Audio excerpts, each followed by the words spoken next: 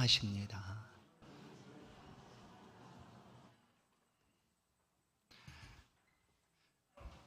오늘 눈물의 선지자 예레미야라는 제목으로 하나님의 말씀을 함께 상고하겠습니다.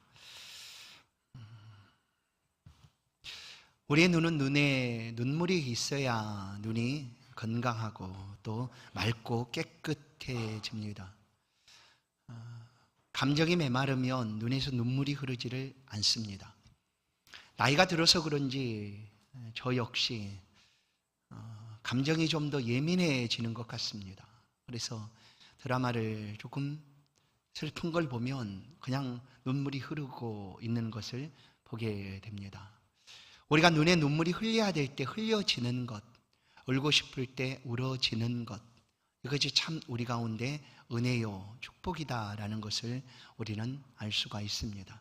눈물이 흘러야 되는데 흐를 수 없다. 그것은 우리 눈이 이상해진 것이고 우리 감각기관이 이상해졌다라는 신호이기도 합니다. 예전에 우리 말은 이렇게 표현을 합니다. 남자는 눈물을 흘리지 말아야 한다라고 얘기하죠. 1년에 3번, 아니 평생에 3번 외에는 눈물을 흘리지 말아야 된다. 그러나 사실 우리의 눈은 눈물을 흘려야 합니다. 눈물을 흘리지 않을 수 있는 용기보다 눈물이 흐르는 용기가 더 중요합니다. 누군가를 위하여 눈물을 흘릴 때 그 눈물 속에 많은 이야기들이 담겨져 있습니다. 누군가의 눈물이 많은 이야기들을 담고 있는 것이죠. 또한 어렵고 힘들고 고통스러운 그런 모든 상황들을 한번 쏟아놓는 눈물이 시원케 해주기도 합니다. 뿐만 아니라 내가 흘리는 눈물이 누군가의 힘을 주는 것이 되기도 하고 내가 흘리는 눈물이 누군가의 영혼을 새롭게 할 수도 있습니다. 성경 우리를 향하여 울라라고 말해 줍니다. 오늘 바로 눈물의 선지자로 불리어지는 예레미야서의 말씀입니다. 예레미야는 누구보다 더 아마 감정적으로 좀 더 민감했던 사람 같습니다. 그래서 하나님의 백성들을 바라볼 때, 하나님의 말씀이 들려질 때, 외쳐질 때 그 말씀에 반응하고 있는 그 모습들을 보고 울지 않을 수 없었습니다. 그래서 그의 다른 이름은 눈물의 선지자 예레미야였습니다.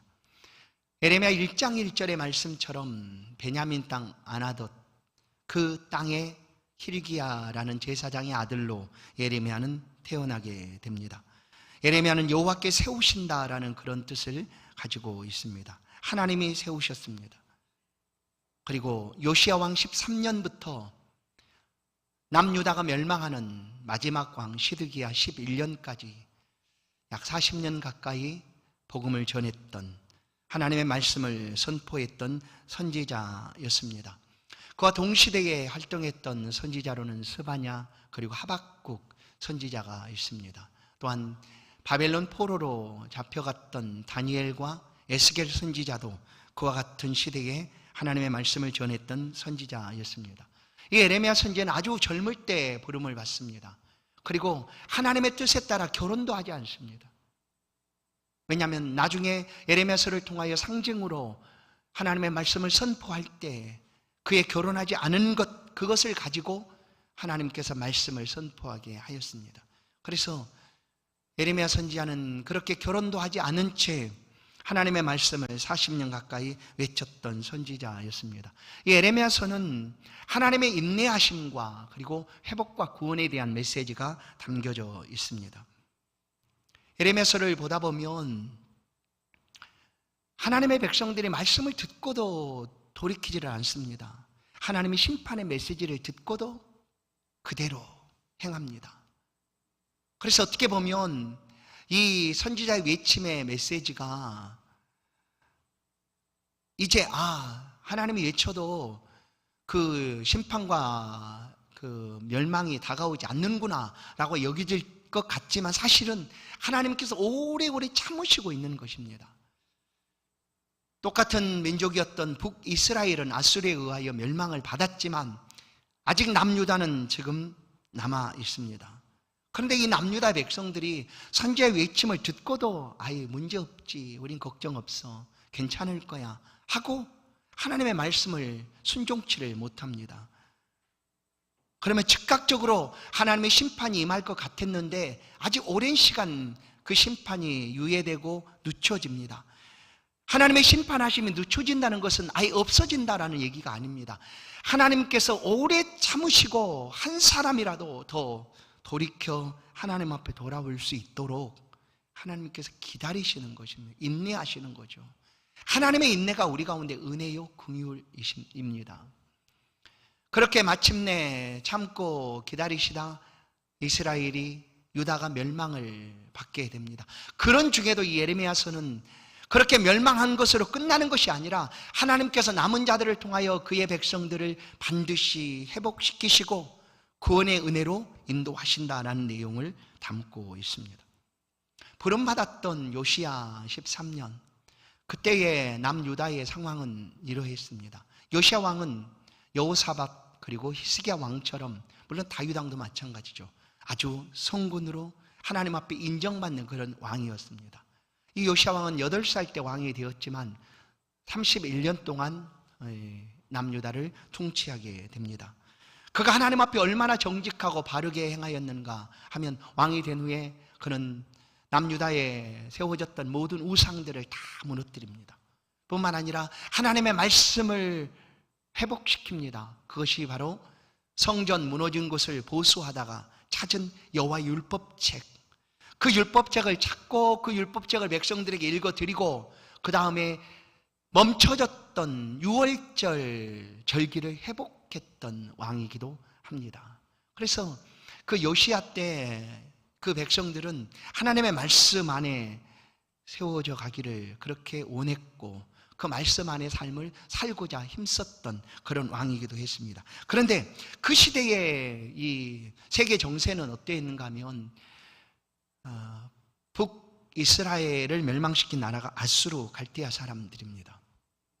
그리고 여전히 요시야 왕 때도 그 아수르의 힘이 아주 크게 작용하고 있었습니다. 그러나 남쪽에는 아직 애굽이라는 큰 나라가 있었습니다.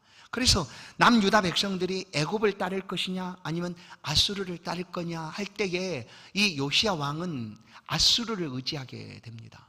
그래서 아수르 왕이 남쪽 애굽을 치러 가자 할 때에 이 요시야 왕이 거기에 연합하여 남유다를 치러 갑니다. 그렇게 해서 무깃도라는 곳에서 전투를 하다가 이 요시야 왕이 죽음을 당하게 됩니다. 지금 남쪽 유다의 백성들뿐만 아니라 그 왕궁에서 다스리고 정치하는 그 왕들은 어디를 따를 것인가가 가장 큰 관심사였습니다. 애굽을 따를 것인가 아니면 아수르 쪽을 들 것인가 아니면 그때에 또다시 더 북쪽에서 있던 바벨론이 큰 힘을 가지고 세력을 확장하고 있는 그런 때였습니다. 바벨론을 따를 것인가. 그러나 많은 사람들이 이 바벨론이나 아수르보다 애굽 쪽을 더 의지하려고 합니다.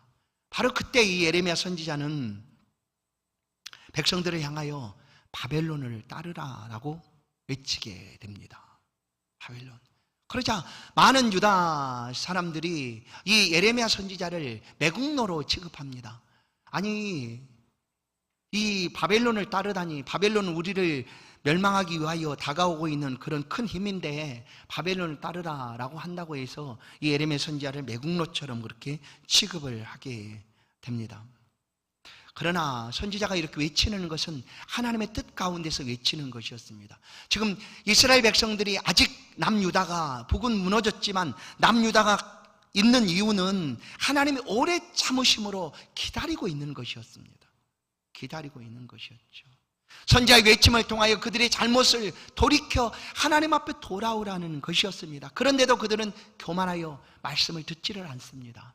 그래서 하나님께서 그 남유다를 치기 위하여 드신 막대기가 바로 바벨론이었습니다. 하나님 바벨론을 통하여 그 백성들을 심판하시겠다 하시는 것이었죠. 그래서 예레미야 선지자는 그 말씀을 백성들에게 외칩니다. 하나님의 때리시는 그 징계의 막대기가 바벨론이다. 피하려고 한다고 해서 피해지는 것이 아니다. 성도 여러분, 우리가 죄값을 치를 때, 잘못했을 때 그 죄값을 피한다고 해서 피해지는 것이 아니지 않습니까? 반드시 갚아야 하는 거죠. 하나님 앞에서도 우리가 하나님 앞에 잘못하여 하나님의 징계의 채찍을 드실 때 난 무서워요, 도망간다고 해서 해결되는 게 아닙니다. 가능하다면 하나님 앞에 얼른 엎드려서 빨리 그 죄값을 받는 것이 좋은 거죠. 그런 다음에 하나님의 베풀어 주시는 긍휼과 자비가 다가오게 되는 거예요. 하나님 우리가 피한다고 해서 그래? 알겠어. 그럼 내가 다 용서해 주지. 그러신 분이 아니라는 거예요. 그래서 지금 예레미야 선지자는 남유다 백성들을 향하여 하나님의 징계의 막대기가 다가오고 있다. 그러니 맞아라. 그 막대기가 바로 바벨론이다. 그러니 바벨론 대적하려고 하지 말아라. 그냥 하나님이 이끄시는 대로 바벨론에게 매를 맞아라 하는 것이었습니다. 그러나 이스라엘 백성들은 이 선지자의 외침을 듣지를 않습니다. 오히려 매국노로 취급하고 예레미야 선지자를 붙잡아 옥에 가두기도 하고 구덩이, 물 없는 구덩이에, 깊은 구덩이에 던져 넣기도 합니다. 그리고 또 죽이겠다라는 위협까지도 하게 됩니다. 이런 상황에 이 선지자는 하나님의 말씀을 선포해야 했습니다. 그래서 울 수밖에 없었어요. 그냥 주야로 웁니다. 통곡하며 웁니다. 하나님의 말씀을 가지고 외치지만 그 말씀을 듣지 않는 그 백성들을 바라볼 때, 왜냐하면 듣지 않으면 하나님의 심판이 곧 다가오는 것 아니겠습니까? 그래서 울어야 했습니다. 끊임없이 웁니다. 그래서 그의 모습이 눈물의 선지자 에레미야입니다. 에레미야서를 통하여 울고 있는 그 선지자의 모습을 보게 됩니다. 에레미야 9장 1절, 어찌하면 내 머리는 물이 되고 내 눈은 눈물 근원이 됐고 죽임을 당한 딸 내 백성을 위하여 주야로 울리로다. 선지자에게 보여지고 있는 그 백성들의 모습은 곧 하나님의 심판으로 멸망받게 될 백성들이었으니 그들이 외치는 말씀을 듣고 돌이키면 얼마나 좋겠습니까? 그런데 여전히 교만하여 하나님 말씀을 듣지를 않습니다. 그래서 선지자는 웁니다. 주야로 웁니다. 예레미야 13장 17절, 너희가 이를 듣지 아니하면 나의 심령이 너희 교만으로 말미암아 은밀한 곳에서 울 것이며 여호와의 양떼가 사로잡힘으로 말미암아 눈물을 흘려 통곡하리라. 선지자의 눈에 잡혀가게 될 그 백성들의 모습을 보고 통곡하여 울 수밖에 없었습니다. 아무리 말해도 듣지 아니하고 이러 배신자로 여기고 매국노로 여기고 그를 붙잡아 죽이려고 하는 그 백성들을 향하여 예레미야 선지자는 울고 또 웁니다. 통곡하여 웁니다. 그러자 하나님께서도 선지자 예레미야처럼 웁니다. 예레미야 14장 17절, 너는 이 말로 그들에게 이르라. 내 눈이 밤낮으로 그치지 아니하고 눈물을 흘리리니 이는 처녀 딸 내 백성이 큰 파멸 중한 상처로 말미암아 망함이라. 여러분, 하나님이 우리를 치시는 것은 본심이 아닙니다. 치는 것으로 멸망시키고자 하는 것이 아니라는 거예요. 하나님은 그 백성들을 너무나 아끼고 사랑하십니다. 그래서 돌이키지 아니하는 그 백성들 한 대 때리면 혹시 그들이 정신을 차리고 돌아올까? 그래서 징계를 하시는 거예요. 그런데도 그 백성들은 하나님의 뜻을 헤아리지 못한 채 하나님 앞에 돌아오질 않습니다. 이 백성들의 모습을 보고 예레미야도 울고 하나님도 웁니다. 그렇게 웁니다. 선지자는 그 백성들을 향하여 하나님의 말씀을 여러 가지 상징을 통하여 말씀을 해줍니다. 1장부터 시작하여 살구나무 가지 한 상, 끓는 가마 한 상, 썩은 띠 한 상, 상징들이죠. 포도주, 가죽 부대의 상징들, 결혼하지 않고 자녀를 두지 않았다라는 그런 상징들, 토기장의 비유, 또한 깨어진 옹기의 표징들 뿐만 아니라 바벨론이 유다에 씌워놓은 멍에, 나무 멍에, 그 멍에의 비유들을 통하여 하나님의 심판에 대해서 선포하게 됩니다. 그러나 선지자의 말을 그들은 듣지를 않습니다. 눈물을 흘리며 외쳐도 그들은 듣지를 않습니다. 오히려 참 선지자 예레미야 선지자의 말을 듣기보다 그들 가운데 듣기 좋은 달콤한 말로 선포하는 거짓 선지자의 이야기들을 그들은 더 들었습니다. 예레미야 선지자는 하나님의 진노로 말미암아 이 땅이 멸망하게 될 것이다 말했지만 거짓 선지자들은 무슨 소리냐? 하나님이 우리 하나님 되시는데, 하나님이 힘있고 능력 있는데 하나님이 어찌 우리를 버리시겠는가? 아니다. 하나님께서 우리 가운데 칼을 제하실 뿐만 아니라 평안을 주실 것이다 라고 그들이 외치고 있습니다. 그러나 그 거짓 선지자의 외침을 더 잘 들었다라는 것이죠. 예레미야 14장 13절, 이에 내가 말하되 슬프도소이라 주 여호와여 보시옵소서. 선지자들이 그들에게 이르기를 너희가 칼을 보지 아니하겠고 기근은 너희에게 이르지 아니할 것이라 내가 이곳에서 너희에게 확실한 평강을 주리라 하나이다. 이건 거짓 선지자의 외침입니다. 하나님이 확실하게 평강을 줄 것이다. 그러나 여호와께서 내게 이르시되 선지자들이 내 이름으로 거짓 예언을 하도다. 나는 그들을 보내지도 아니하였고 그들에게 명령하거나 이르지 아니하였거늘 그들이 거짓 계시와 점술과 헛된 것과 자기 마음의 거짓으로 너희에게 예언하는도다. 거짓 예언이었습니다. 그러나 예레미야 선지자 외침보다 거짓 선지자 외침을 그들은 더 들었습니다. 그 중에 한 선지자가 있습니다. 대표적인 거짓 선지자 하나냐가 있습니다. 예레미야 28장에서 보면 예레미야 선지자는 바벨론이 씌워주는 멍에를 그냥 메고 있으라고 얘기합니다. 차라리 그 멍에를 메고 있으면 그것이 하나님 앞에 우리가 심판받는 것이니 그냥 메고 기다렸다가 하나님 베풀어준 긍휼과 자비와 은혜를 받으라라고 얘기하지만 이 하나냐는 보란듯이 그 멍에를 가져다 꺾어버립니다. 무슨 소리냐? 하나님이 우리를 어떻게 그렇게 대접하겠느냐? 하나님이 우리를 아시는데, 우리를 사랑하시는데 우리를 어떻게 그 바벨론에게 팔겠느냐? 비록 바벨론에게 팔려갔던 백성들도 2년 이내에 돌아오게 될 것이다. 지금 바벨론은 사실 예루살렘을 3번 침공을 합니다. 첫 번째 쳐들어왔을 때 끌려갔던 포로가 다니엘이죠. 다니엘, 그렇죠? 다니엘이 그렇게 끌려갔습니다. 그런데 이 하나냐 선지자가 그렇게 끌려갔던 사람도 2년 이내에 돌아오게 될 것이다. 무슨 바벨론의 멍에를 우리가 짊어지고 있어야 된다고 말하느냐 하면서 그냥 예레미야 앞에서 보란지 그 멍에를 꺾어버립니다. 그러나 이건 거짓이었죠. 하나님은 이야기를 들으시고 예레미야에게 말씀합니다. 나무 멍에를 꺾으면 꺾이지 않는 철멍에를 매게 될 것이다 라고 얘기합니다. 꺾은다고 꺾어질 수 있는 게 아니죠. 하나님의 심판을 피한다고 피해질 수 있는 게 아닙니다. 우리가 잘못하면 하나님 앞에 엎드려 그 잘못을 받는 것이, 그 값을 받는 것이 훨씬 더 빠른 방법입니다. 그리고 다가오시는 하나님의 긍휼과 자비와 은혜를 구하는 것이 훨씬 더 쉬운 방법입니다. 그러나 하나냐는 당장 우리를 하나님이 붙들어 주실 것이다 라고 거짓 선지자로 그렇게 멍에를 꺾고 있습니다. 그렇게 하나님께서 예레미야 선지자를 통하여 또한 말씀합니다. 예레미야 25장 11절, 이 모든 땅이 폐허가 되어 놀랄 일이 될 것이며 이 민족들은 70년 동안 바벨론의 왕을 섬기려. 2년 이내에 돌아올 수 있는 상황이 아닙니다. 하나님의 심판은 70년이 차야지 끝나는 것이었습니다. 바벨론으로 끌려갔던 그 백성들이 70년이 지나야지만 돌아올 수 있게 된다는 것이죠.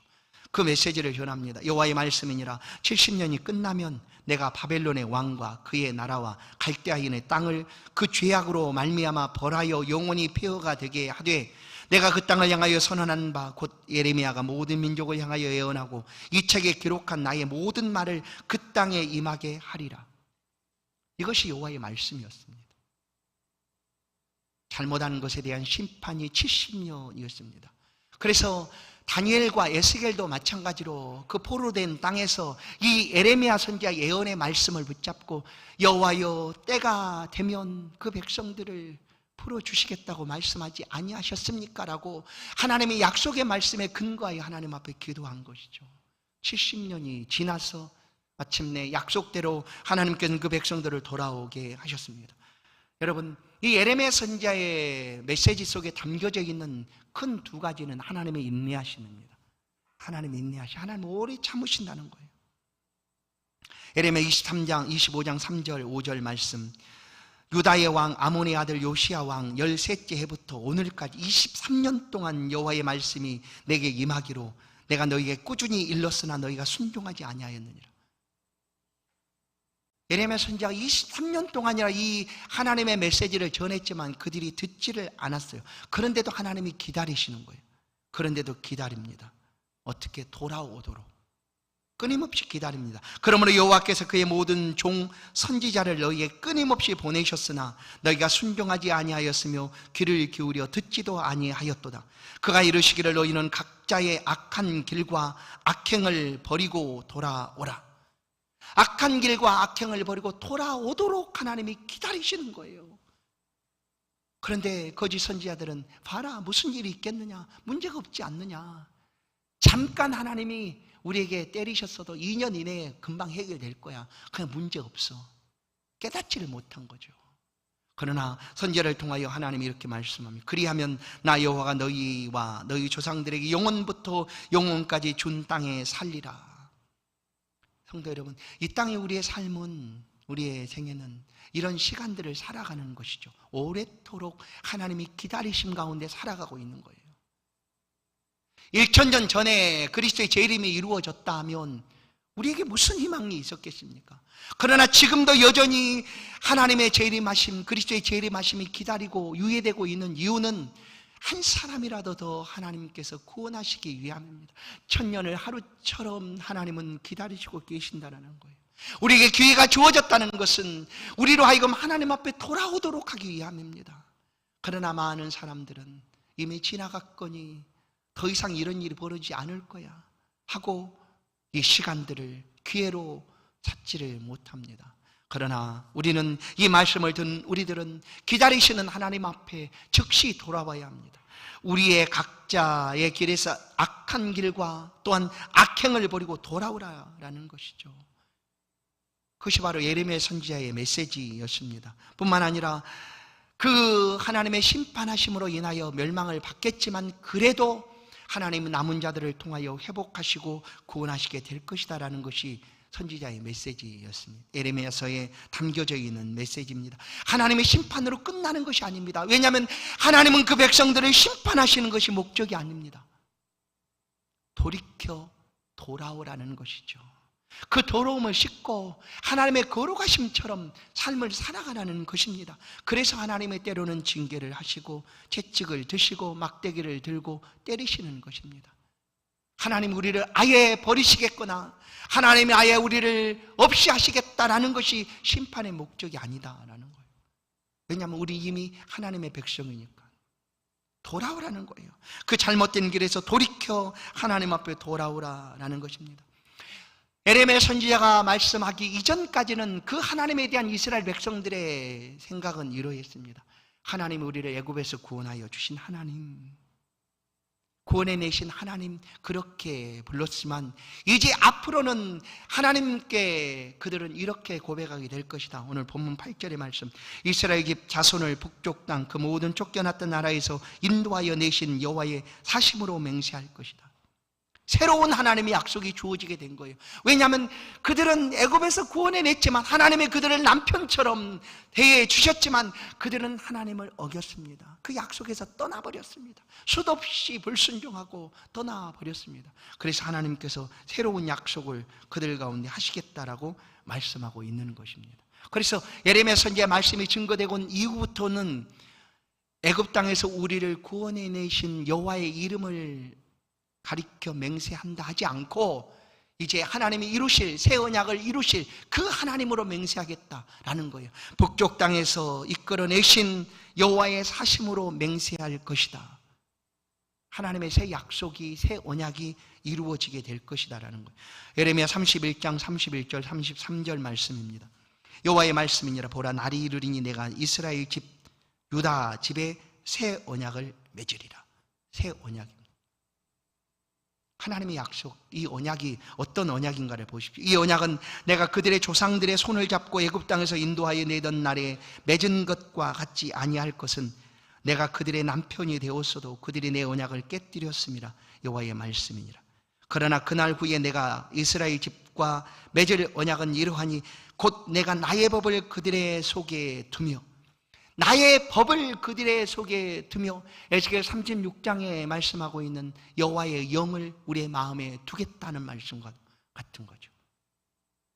그리고 그들의 마음에 기록하여 우리의 마음의 신비에 기록하시겠다라는 거예요.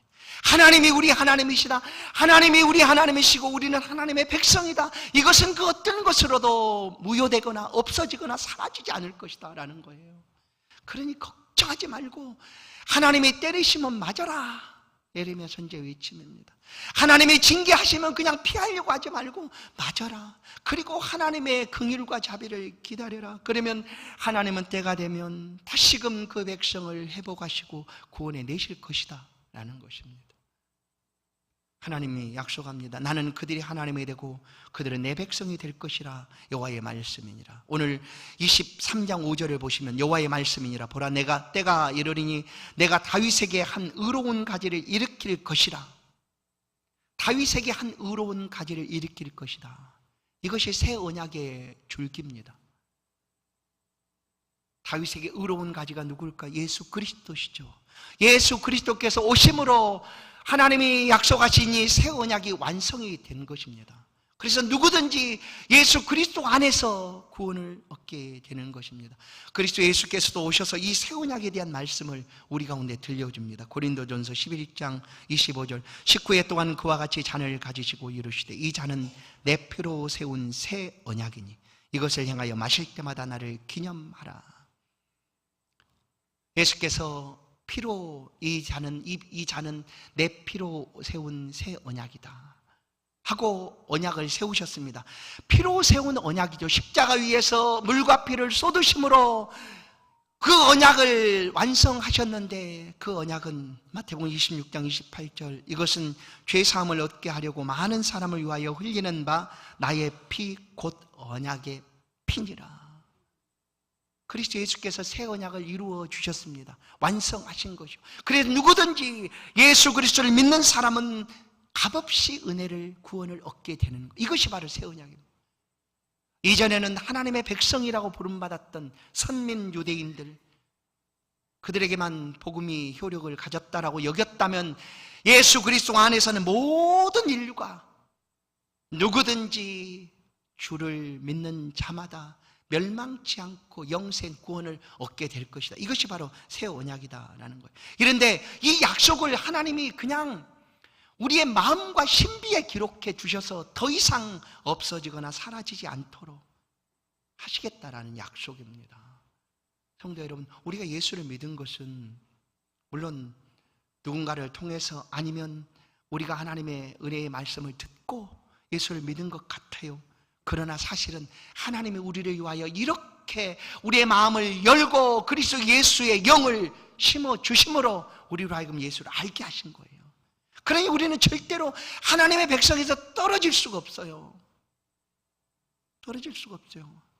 오늘 이 예레미야 선지자의 말씀은 보십시오. 그들 가운데 하나님이 징계의 채찍을 드십니다. 그 순간 얼마나 고통스럽고 아프겠습니까? 예레미야는 남유다가 무너지는 모습을 그 눈으로 보아야 했습니다. 그러게 되지 않도록 통곡하며 울었지만 하나님의 심판이 진노가 다가와서 그 아름다운 성전이 회파되고 무너지고 그 사랑하는 그의 백성들이 갈고리에 깨어서 이끌려가는 모습을 보아야 했습니다. 얼마나 아팠겠습니까? 그러나 그것으로 끝나는 것이 아니었기에 선지자는 또 외칩니다. 남은 자를 통하여 하나님이 반드시 구원해 내실 것이다. 그 징계의 채찍을 맞은다 할지라도 우리를 버리시는 것이 아니라 하나님이 우리를 구원하시기 위하여 반드시 회복시켜 주실 것이다 하는 말씀을 우리 가운데 들려주는 것입니다. 오늘 우리의 삶에서도 마찬가지예요. 우리가 예수 믿음으로 만나는 어려움들이 있지 않습니까? 고민하지 않습니까? 걱정하지 않습니까? 이 믿음을 우리 자손 만대에 내가 끊임없이 전하고 외치게 될 것인가? 아니면 오늘 내가 이것 가지고 고민하면서 과연 내가 예수를 믿는 것이 옳은가 하는 그런 고민들을 하지 않겠습니까? 왜냐? 예수 믿음의 삶이 오늘의 삶에서 잘 안 맞는 것 같기도 하고 많은 사람들에게 이 믿음이 그렇게 뛰어난 것처럼 보여지지 않으니 그럴 수밖에 없지 않겠습니까? 우리의 자녀들의 세대는 더 그러겠죠. 그럴지라도 이 믿음을 붙잡고 살아가는 성도의 삶을 하나님이 변함없이 구원과 회복으로 인도해 주신다라는 말씀이 에레미야 선지자의 메시지입니다. 성도 여러분, 이 말씀을 묵상하고 들으실 때 다시 한번 이 확실한 주의 은혜의 말씀 앞에 나아가는 저와 여러분 되기를 간절히 소원합니다. 에레미야 31장 33절 그 말씀 그대로 그러나 그날 후에 내가 이스라엘 집과 맺은 언약은 이러하니 곧 내가 나의 법을 그들의 속에 두며 그들의 마음에 기록하여 나는 그들이 하나님이 되고 그들은 내 백성이 될 것이다. 여호와의 말씀이니라. 이것이 분명한 언약의 말씀입니다. 에레미야 선지자는 이 메시지를 전했습니다. 그러다가 눈물을 흘려 애통했지만 하나님의 심판이 다가와서 예루살렘이 무너지고 그 백성들이 포로로 잡혀가는 모습을 보게 되어 얼마나 마음이 아팠겠습니까? 그러나 선지자의 눈물과 고통, 부르짖음을 통하여 마침내 다윗의 후손 가운데 의로운 가지가 나타나서 70년이 지나 그 백성들이 다시금 돌아왔고 그 이후에 그 후손들을 통하여 예수 그리스도께서 우리 가운데 임하게 되셨다라는 것이죠. 에레미야 선지자는 눈물을 흘려야 했습니다. 아픈 눈물을 하나님 앞에 쏟아 놓아야 했습니다. 하나님 백성 왜 그렇습니까? 왜 듣지를 않습니까? 이 말씀을 왜 듣지를 않습니까? 하고 울어야 했습니다.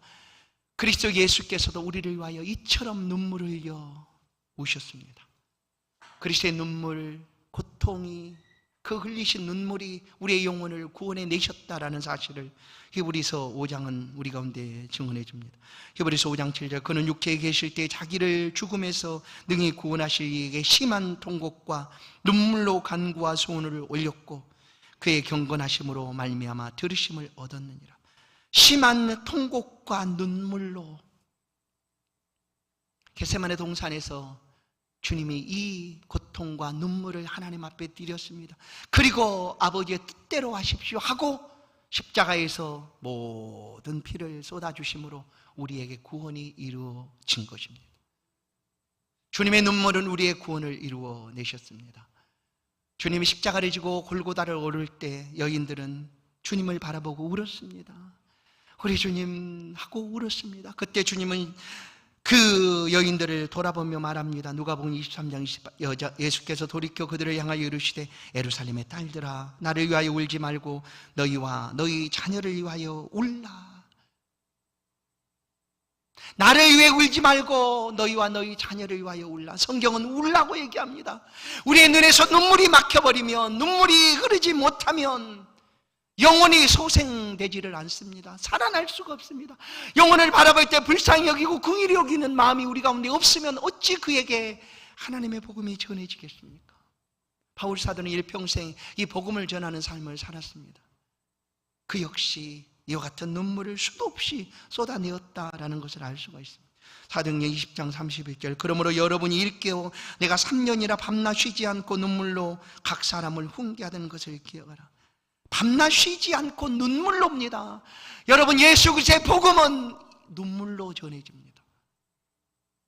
그렇게 영혼이 살아납니다. 종교교육자 스코틀랜드의 종교교육 존 낙스는 이렇게 하나님 앞에 기도했다고 합니다. 하나님이여 내 조국을 내게 주시지 않으려거든 내 생명을 거두어 가소서라고 눈물로 기도했다고 합니다. 하나님이여 내 조국을 주시지 아니하리거든 차라리 내 생명을 거두어 가소서. 조국을 위하여 눈물을 흘려 기도했다라는 것 아니겠습니까? 지금부터 정확히 77년 전이죠. 이 땅에 이렇게 눈물을 흘려 기도했던 믿음의 선진들이 있었습니다. 이 무너져버리고 침략 속에 속국으로 살아야 했던 그 아픔의 역사를 갖고 있는 그 나라 안에 하나님의 말씀을 붙잡고 신앙으로 살아갔던 믿음의 선진들이 이렇게 눈물을 흘려 기도했습니다. 하나님이여 이 민족을 구원해 주십시오. 이 땅을 회복시켜 주십시오. 그 눈물의 결과로 해방이 이루어진 것 아닙니까? 그렇게 우리는 자유롭게 이 땅에서 마음껏 하나님을 섬기고 살아가게 된 것 아닙니까? 우리가 예수를 믿었다는 것의 책임감은 바로 이와 같은 것 아니겠습니까? 오늘 우리 시대에 우리는 어떻게 눈물을 흘리며 하나님 앞에 구하여야 하겠습니까? 일제의 그 압제에서 우리를 벗어나게 해달라. 이미 지나갔습니다. 오늘 무엇을 위하여 우리가 눈물을 흘려 기도해야 되겠습니까? 우리가 울고 있는 눈물은 무엇 때문에 흘리고 있습니까? 예레미야 선지자는 통곡하며 주야로 그 민족과 그 백성들을 위하여 울었습니다. 밤낮 바울 사도는 복음을 전하기 위하여 울었습니다. 성경은 시편 126편 6절 말씀합니다. 우리가 눈물을 흘리며 울며 씨를 뿌리러 나가는 자는 기쁨으로 그 단을 가지고 돌아오리라. 그렇습니다. 오늘 우리가 눈물을 흘려 삶을 살아가면 그 눈물은 영혼을 구원하는 생명이 되는 줄로 믿습니다.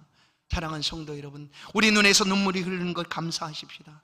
아니, 흐르지 않고 있다면 오늘 말씀을 붙잡고 예레미야 선지자의 예레미야서를 묵상하며 하나님 앞에 눈물을 흘립시다. 그래서 우리 모두가 눈물의 사람이 되십시다. 그래서 나라가 살고 우리 민족이 살고 내가 살고 가정이 살고 교회가 사는 그런 복된 은혜가 우리 눈물로부터 시작되는 그런 복된 날 되기를 주의 이름으로 축원합니다.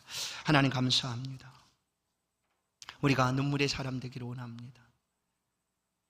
우리 예수 믿게 하시고 믿음으로 살아가는 삶에 우리 눈을 들어 보게 하시고 많은 어려움 속에서 눈물을 흘려 기도할 수 있도록 오래 참으시는 하나님 앞에 한 사람이라도 더욱 구원받기를 기대하시고 계시는 하나님 앞에 우리의 눈물이 역사할 수 있도록, 눈물이 쏟아질 수 있도록, 눈물을 통하여 영혼이 구원되고 살아날 수 있도록 은혜 베풀어 주옵소서. 주의 백성들의 모든 삶에 멈춰졌던 눈물이 흐르게 하시고 닫혀졌던 마음과 심령 속에 믿음과 신앙이 더욱 굳건하게 회복되는 은혜가 있도록 역사하여 주옵소서. 예수 그리스도의 이름으로 기도하옵나이다. 아멘. 찬송 492장입니다.